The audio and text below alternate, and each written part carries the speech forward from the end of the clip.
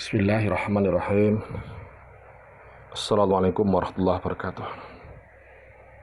Alhamdulillahi nahmaduhu wa nasta'inuhu wa nastaghfiruh. Wa na'udzu billahi min syururi anfusina wa sayyiati a'malina. Man yahdihillahu fala mudilla lahu wa man yudlil fala hadiya lahu. Asyhadu an la ilaha illallah wahdahu la syarika lahu wa asyhadu anna Muhammadan abduhu wa rasuluh. Allahumma shalli ala Muhammad wa ala ali Muhammad. Wa sahbihi ajma'in, amma ba'd. Bapak-bapak, ibu-ibu, saudara-saudari rahimakumullah. Alhamdulillah,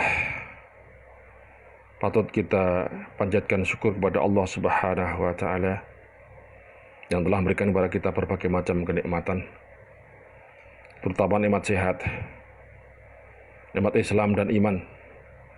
Sehingga dengan nikmat ini kita mampu melaksanakan kewajiban sebagai hamba Allah, yakni puasa di bulan Ramadan.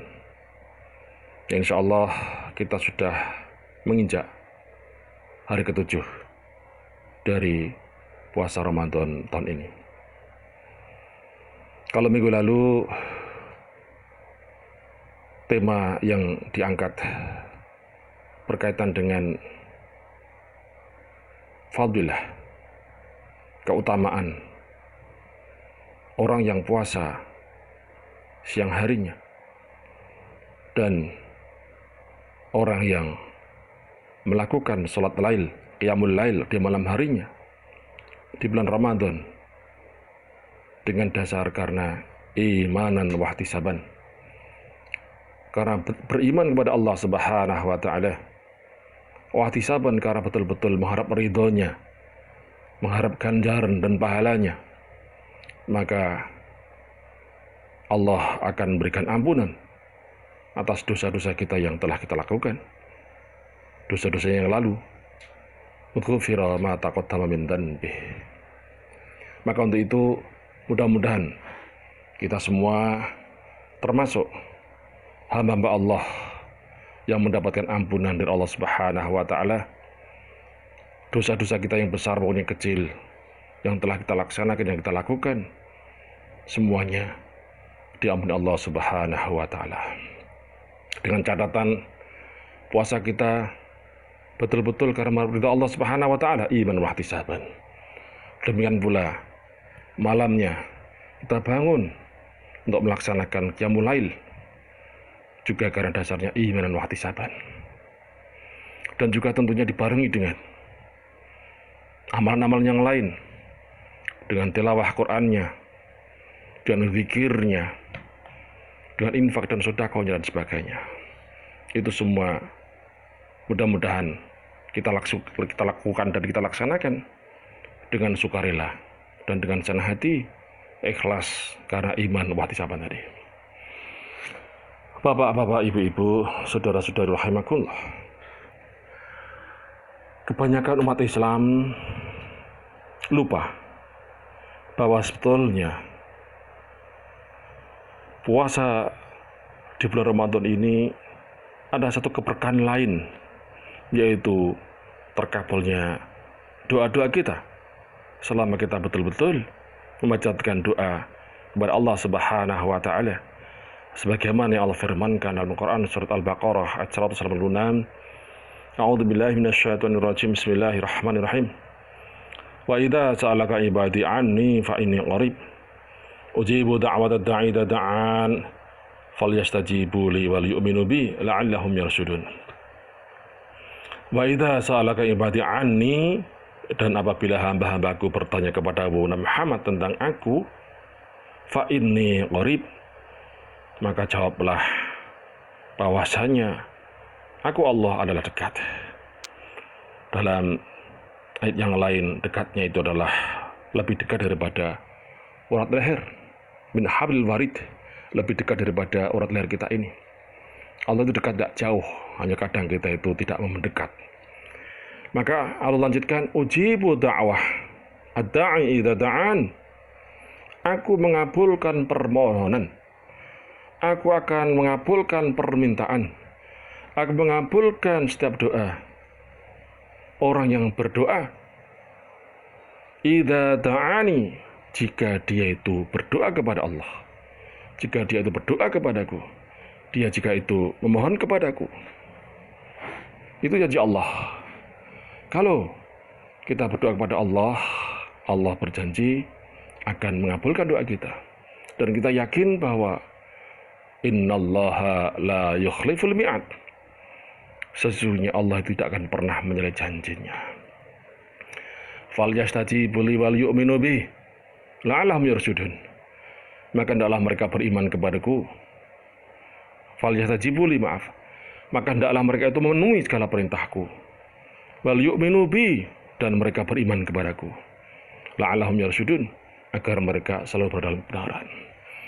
Insyaallah, kalau kita betul-betul puasa iman wa ihtisaban, maka kita sudah memenuhi perintah Allah. Allah berfirman, kutiba alaikumusiyam, diwajibkan atas kamu semuanya berpuasa. Kita semuanya memenuhi panggilan Allah tadi. Kita semuanya melaksanakan dengan rasa ikhlas dan rasa senang. Maka wal yu'minu bi, dan dalam mereka beriman kepadaku. Kita puasanya karena iman wa ihtisaban.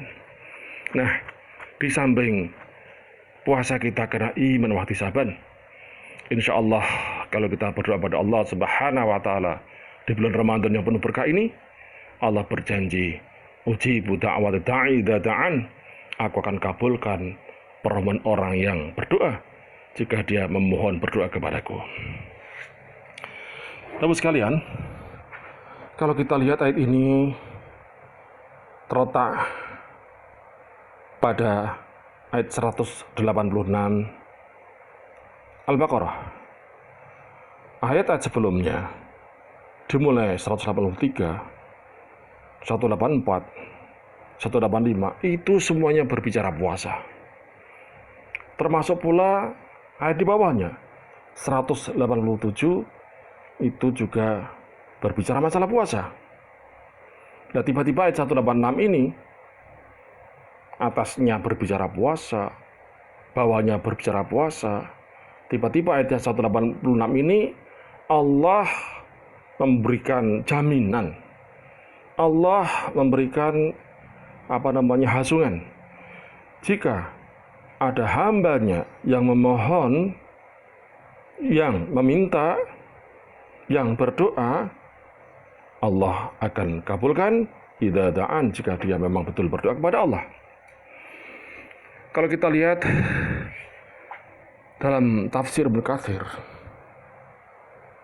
ini isyarah atau petunjuk dari Allah bahwa karena ayat ini diapit berkaitan dengan ayat puasa, maka isyarah kalau berdoa, permohonan di bulan Ramadan itu akan Allah kabulkan, akan Allah ijabahi. Ya, itu menurut tafsir Ibnu Katsir seperti itu. Jadi, mengapa kok ayat agar kita berdoa kok diselipkan di tengah-tengah ayat-ayat yang berkaitan dengan puasa Ramadan? Ya, karena itu ada isyarah bahwa doa di bulan Ramadan itu akan Allah kabulkan. Dan ternyata kalau kita lihat dalam hadis yang sahih juga dikatakan demikian. Sebagaimana hadis di bawah riwayat dari Ahmad, "Thalathatun la turaddu da'watuhum as-shaimu hatta yuftira wal imamul adil wa da'watul madlum." Thalathatun, 3 hal, la turaddu da'watuhum, yang doanya tidak akan tertolak. Artinya pasti akan dikabulkan.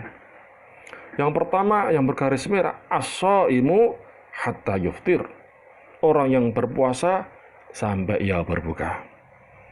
Wal imamu adil, pemimpinnya adil. Wa da'wah al-madlum, dan doa orang yang terzalimi atau teraniaya.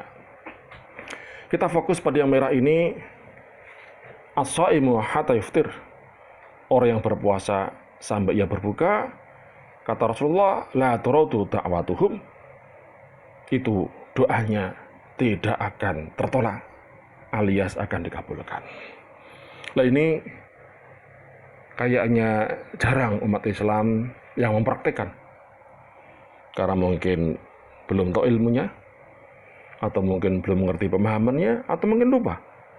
Maka dalam kesempatan yang baik ini saya menghimbau, mari selama di bulan Ramadan ini, selain kita meningkatkan kualitas dan kuantitas ibadah kita kepada Allah Subhanahu wa Ta'ala, sebagaimana materi minggu yang lalu, mari kita berdoa kepada Allah Subhanahu wa Ta'ala dengan penuh juga iman, penuh juga dengan rasa rendah diri, karena Allah berjanji tadi, ujibu da'wata da'i idza da'an, aku kabulkan permohonan, aku kabulkan permintaan kalau orang berdoa kepada Allah. Terus yakin bahwa janji Allah, innallaha la yukhliful mi'ad wa'dallahu haq, janji Allah benar, Allah tidak akan mungkin mengingkari janjinya. Tapi sekalian dirahmati Allah, kita semua tentu punya permasalahan. Mungkin ada yang bermasalah masalah ekonomi, mungkin ada yang bermasalah dengan keluarga, mungkin ada yang bermasalah dengan hutang-hutangnya, mungkin ada bermasalah dengan kesehatan atau penyakitnya, mungkin dan sebagainya. Semua orang masing-masing tentu punya permasalahan. Mari di bulan Ramadan ini kita adukan kepada Allah Subhanahu wa Ta'ala, kita mintakan kepada Allah Subhanahu wa Ta'ala. Pasti janji Allah itu la yukhliful mi'ad, Allah tidak akan pernah menyalahi janjinya. Pasti wa'dallahu haq, janji Allah itu pasti benar. Namun ada kalanya kita perlu bersabar, karena tentunya kalau kita minta tidak seperti anak kecil, hari ini kita minta besok langsung dikabulkan. Anak kecil kalau hari ini minta permen nggak dikabulkan terus nangis. Lah itu mestinya harus kita hindarkan sifat seperti itu, kita hindarkan jauh-jauhnya. Kita harus yakin setelah kita penuhi apa yang Allah mintakan. Di sini Allah meminta dua hal saja, fal yastajibu li wal yu'minu bi. Hendaklah mereka itu memenuhi segala perintahku, wal yu'minu bi, dan mereka beriman kepadaku. Insya Allah kita dua-duanya ini di bulan Ramadan ini sudah kita laksanakan dengan semaksimal. Allah merintahkan kita puasa, kita laksanakan. Allah merintahkan kita beriman kepadanya, tentu kita karena puasa ini iman waktu saban, sehingga janji Allah itu insya Allah akan memenuhi kita semuanya, insya Allah.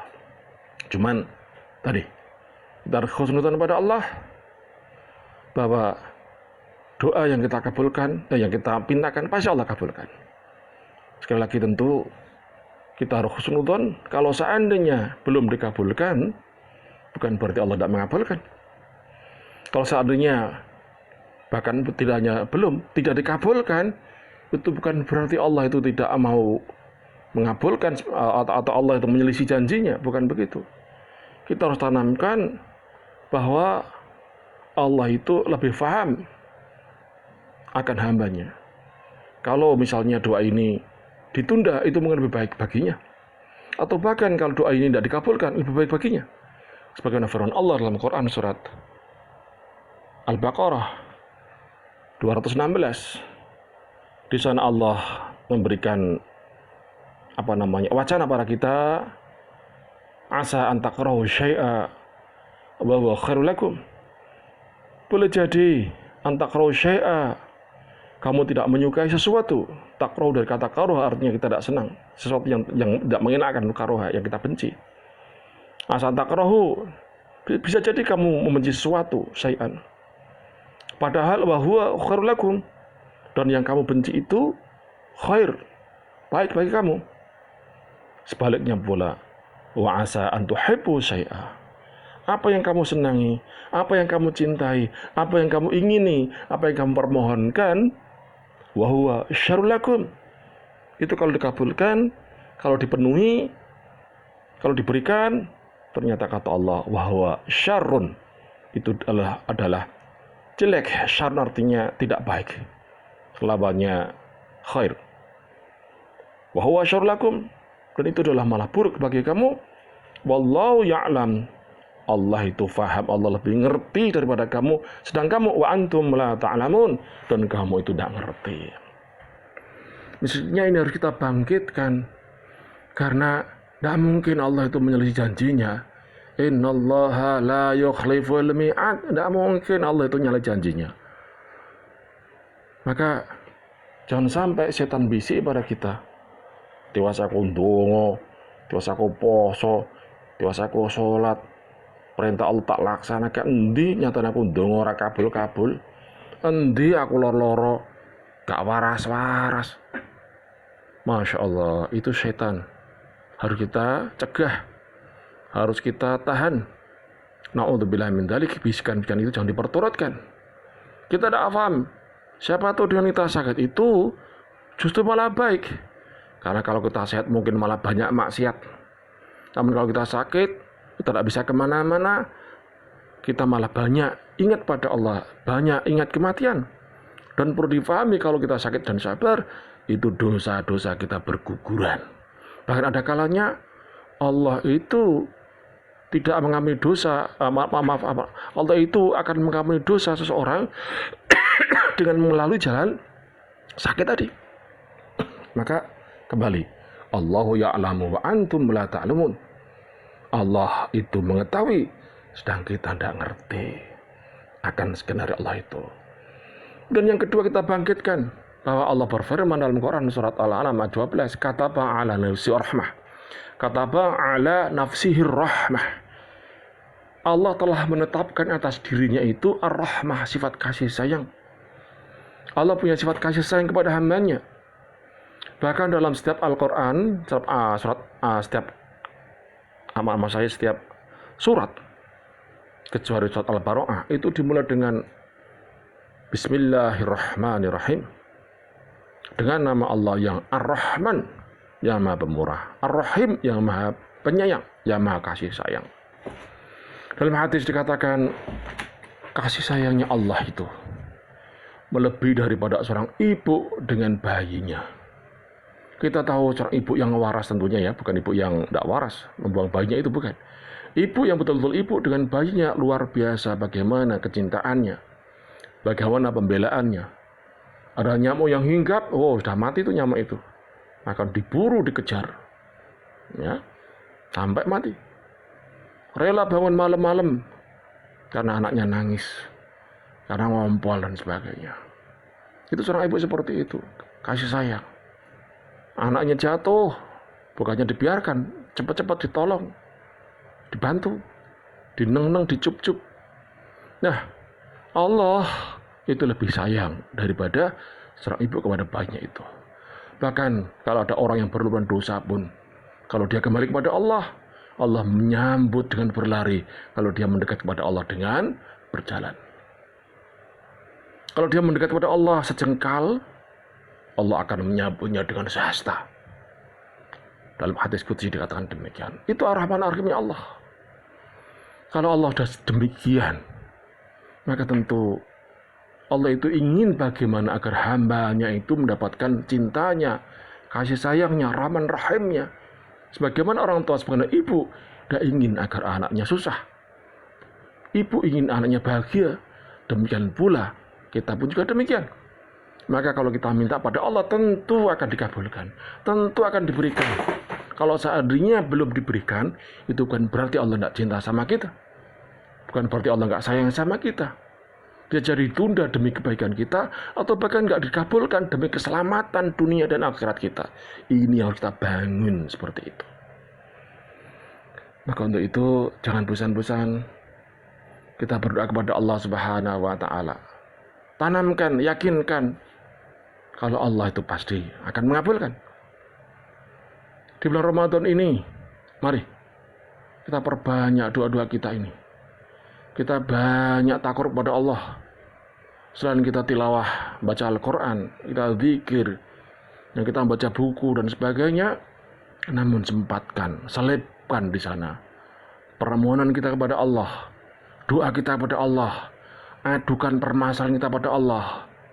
Share permasalahan kita kepada Allah. Jangan share dengan di grup, jangan share dengan teman, jangan share dengan siapapun. Adukan kepada Allah. Syukur bisa bangun di waktu malam. Kita mohon pada Allah di sana. Kita menangis pada Allah di sana. Insya Allah, Allah nanti akan kabulkan permintaan kita ini di bulan yang penuh berkah ini. Mudah-mudahan demikian. Jadi menambah materi yang lalu. Selain kita tingkatkan kualitas dan kuantitas ibadah kita di bulan Ramadan, mari kita perbanyak juga doa-doa kita kepada Allah Subhanahu wa Ta'ala di bulan Ramadan ini. Mudah-mudahan apa yang kami sampaikan ada guna manfaatnya. Kalau ada salahnya dari saya pribadi, kalau ada benarnya dari Allah dan Rasulnya. Assalamualaikum warahmatullahi wabarakatuh.